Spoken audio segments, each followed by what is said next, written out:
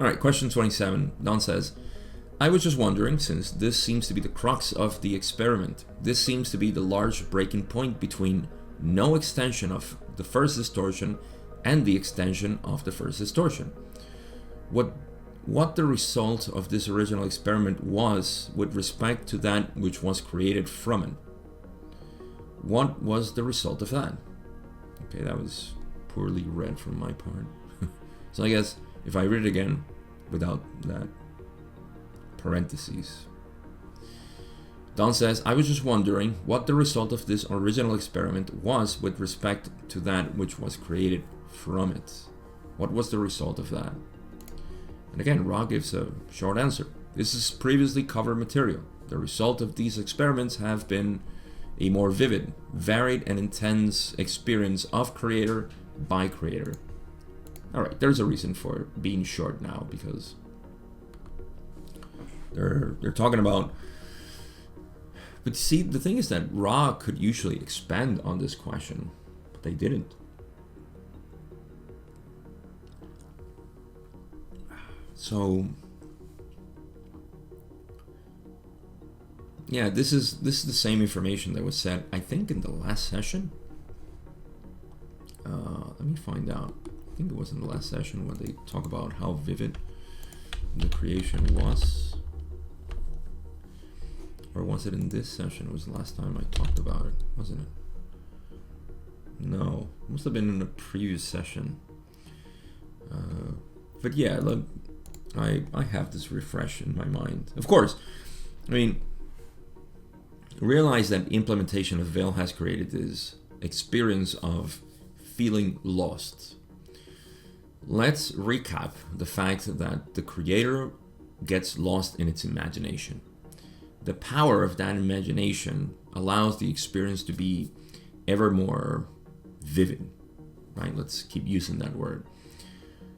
But it seems like the perfection of the creation needs to be a balance between being lost and remembering. Okay, because these are the two dynamic tensions, or the dynamic tension that exists between forgetting and remembering. So there is a dynamic tension there, and that's where experience seems to lie, right? And be intensified. So if there's too much forgetting, then it's probably not that good, because you need some tension from the other side. And then if there is not even remembering, but just seeing like it was before the veil, then probably not so well. So I'm thinking that this was part of the experimentation of the imagination of the creator to think about these things. Here, I can give you an example of this so it doesn't sound too esoteric. We can imagine things that are impossible, literally impossible. So how are we capable of that? In fact, I'll give you the two. Let me give you the two of them.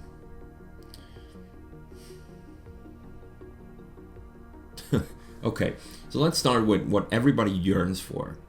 There is the...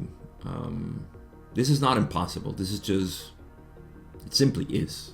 That's just the truth. This is so in line with the truth that it creates no experience at all. And that is the feeling of unity. The feeling of unity is one which, and I'm saying the feeling of unity not mixed with experience. That's a different story. I'm talking about intelligent infinity has no experience. Intelligent infinity simply is.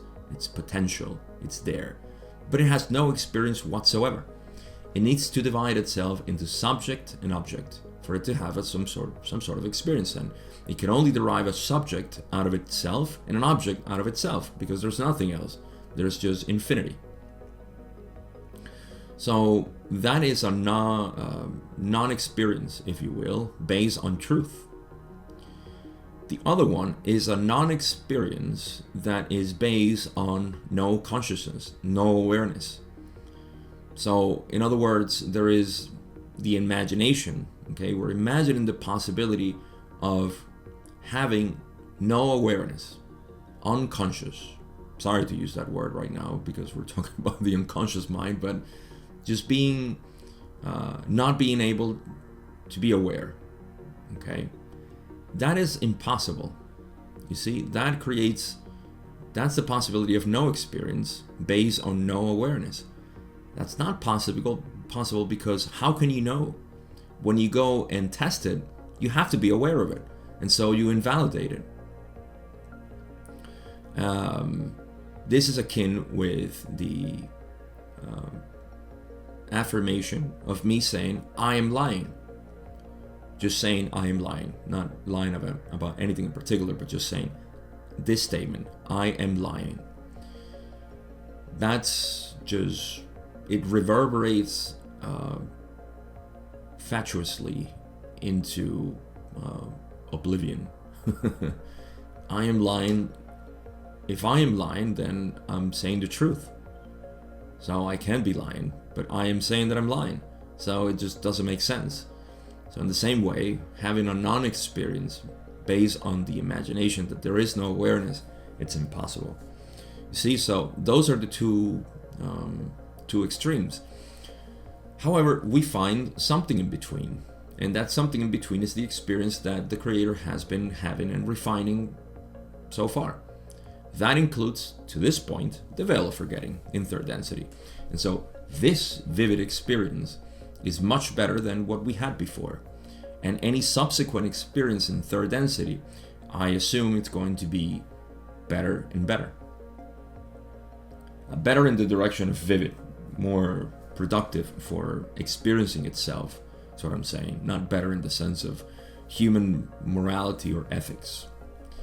So let's take that away.